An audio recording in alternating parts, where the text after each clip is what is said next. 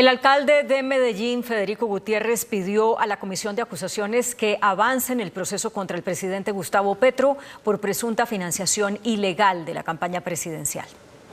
El alcalde de Medellín acudió ante la Comisión de Acusación del Congreso para ratificar las denuncias sobre la supuesta financiación irregular en la campaña de Gustavo Petro. Hay algunos hechos conocidos frente a la financiación ilegal de campaña presidencial de parte de la campaña de quien es hoy presidente, señor Gustavo Petro, y en el sentido de temas, por ejemplo, de violación de topes electorales. Gutiérrez pide que se tomen medidas ante las denuncias sobre irregularidades electorales. ¿Qué esperamos todos los colombianos? Pues ya simplemente que los entes encargados de investigar y de hacer justicia, pues simplemente que lo hagan. El mandatario dijo que espera que no haya represalias contra Medellín tras su visita a la comisión, pues las denuncias las hizo como candidato y no como alcalde. La Corte Constitucional tumbó una norma que le permitía a la Contraloría General de la República ordenar el levantamiento del velo corporativo de las empresas para conocer más sobre los socios de las compañías. La Corte concedió una demanda y tumbó el artículo 65 de una ley de 2022 sobre mecanismos de lucha anticorrupción, que le permitía a la Contraloría decretar el levantamiento del velo corporativo de una empresa en el marco de un proceso de responsabilidad fiscal. El velo corporativo es una figura que protege el patrimonio de los socios o accionistas que integran una persona jurídica o sociedad. La Corte, con ponencia del magistrado Vladimir Fernández, advirtió que el artículo demandado permitía el ejercicio del control fiscal sobre personas, terceros, que no están habilitadas legal, administrativa ni contractualmente para ser gestores fiscales. El abogado Julio Orozco es demandante en este caso. Los particulares somos ajenos al control fiscal que detona la Contraloría General de la República a través de sus procesos de responsabilidad fiscal. Porque decretar el levantamiento del velo corporativo implica desconocer una persona jurídica de derecho privado y desconocerle los derechos al debido proceso y al derecho de defensa a esas personas inversionistas que están detrás de la persona jurídica, el accionista o el socio. La encuesta del Centro de Estudios Económicos Fedesarrollo sobre confianza por parte de comerciantes mostró una recuperación. La encuesta de opinión empresarial de Fedesarrollo reveló que el índice de confianza del comercio repuntó en marzo pese a la reducción de las ventas en la primera parte del año.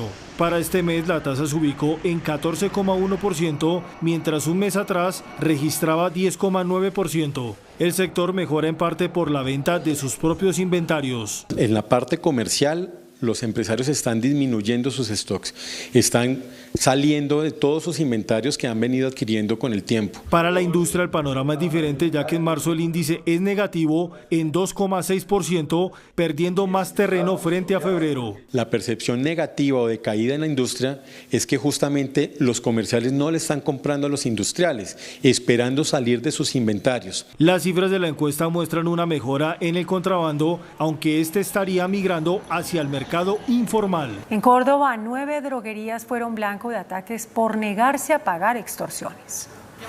Avala. Así fueron atacadas 9 farmacias de razón social de economía en las últimas 24 horas en varios municipios de Córdoba, entre ellos Montería, porque se negaron a pagar extorsiones por parte del Clan del Golfo. En Córdoba se ha venido extorsionando a todos los comerciantes, desde el más pequeño hasta el más grande. Esto es un trabajo que viene con el área investigativa de la policía. Una cápsula operacional de investigación y judicialización que se están adelantando. Otras son las acciones preventivas de acompañamiento a todas las actividades económicas del departamento y otras son las acciones disuasivas que venimos desplegando en el área metropolitana y en el departamento de Córdoba. Según las autoridades, Arias Naranjo, del Clan del Golfo, sería el responsable de las extorsiones y por quien ofrecen hasta 50 millones de pesos de recompensa por su captura. La Comisión de Regulación de Energía expidió la resolución que establece premios y castigos por el consumo de energía.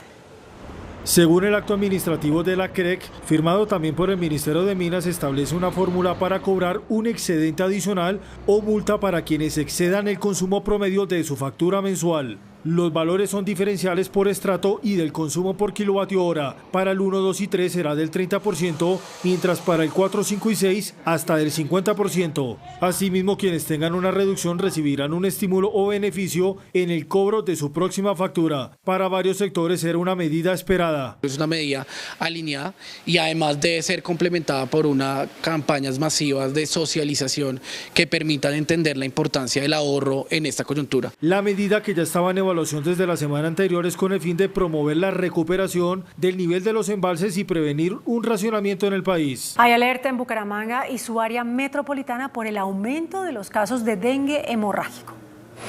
9.000 casos por dengue hemorrágico fueron registrados por las autoridades de salud en Santander. 20 personas han muerto por el contagio de la enfermedad. Desde Bucaramanga seguimos muy preocupados por este incremento en el número de casos. 2.666 casos reportados a semana epidemiológica número 14. Por la crisis sanitaria que afronta Santander, las autoridades de salud declararon alerta naranja. La ocupación hospitalaria llegó al 95% por pacientes que llegan con síntomas relacionados a la enfermedad del dengue. La Policía Ambiental sancionó a más de 20 familias del área metropolitana de Bucaramanga en las últimas semanas por tener criaderos de zancudos transmisores de la enfermedad en sus viviendas. En medio de la incertidumbre, 2 partidos de la oposición lograron registrar en el tarjetón del candidato presidencial de Venezuela, Edmundo González Urrutia. Desde este momento, los representantes de los partidos políticos de la oposición, Un Nuevo Tiempo y Movimiento por Venezuela, se presentaron ante el Consejo Nacional Electoral del país, donde finalmente fueron recibidos por autoridades de la Junta Nacional Electoral, consignando la renuncia de sus postulados a las elecciones presidenciales y logrando la adhesión a la tarjeta de la mesa de la Unidad Democrática con el candidato presidencial Edmundo González Urrutia. Podemos informarle al país que hemos logrado consignar ante la Junta Electoral Nacional del Consejo Nacional Electoral nuestra solicitud de adherencia a la candidatura de Edmundo González Urrutia. Aunque González Urrutia figura dentro de la tarjeta de la mesa de la Unidad Democrática, el objetivo es ampliar los apoyos para evitar vetos a tarjetas electorales y derrotar a Maduro. El presidente de Argentina, Javier Milei, anunció que el país logró un superávit financiero durante el primer trimestre de este año, lo que no ocurría hacía 16 años. Entre tanto, estudiantes protagonizaban masivas manifestaciones. Argentina acumuló un superávit financiero equivalente al 0,2% del PIB durante el primer trimestre de 2024. Así lo informó el presidente Javier Milei, quien agregó que esto sucede por primera vez desde 2008. Quiero anunciar que el sector público nacional registró durante el mes de marzo un superávit financiero de más de 275.000 millones de pesos, logrando de esta manera, y luego de más de casi 20 años, superávit financiero de 0,2% del PBI durante el primer trimestre del año. En medio de este hecho histórico para Milei, cientos de miles de estudiantes argentinos se manifestaron en Buenos Aires en contra de los recortes presupuestarios universitarios, mostrando la resistencia al ajuste fiscal. Que está generando un ajuste presupuestario en todos los sectores de la sociedad. Se prorrogó el presupuesto vigente el año pasado, es decir, que funcionamos con la misma plata, pero en nuestro país tenemos una inflación altísima, lo que hace que si el año pasado teníamos 100 pesos para funcionar, este año tengamos solamente 25. Tenemos un ajuste del 75% en las universidades nacionales. Sin embargo, la semana pasada se compraron 24 aviones de combate por más de $300 millones estadounidenses. Y según Milei, no hay plata. Tengo que decírselos de nuevo, no hay plata.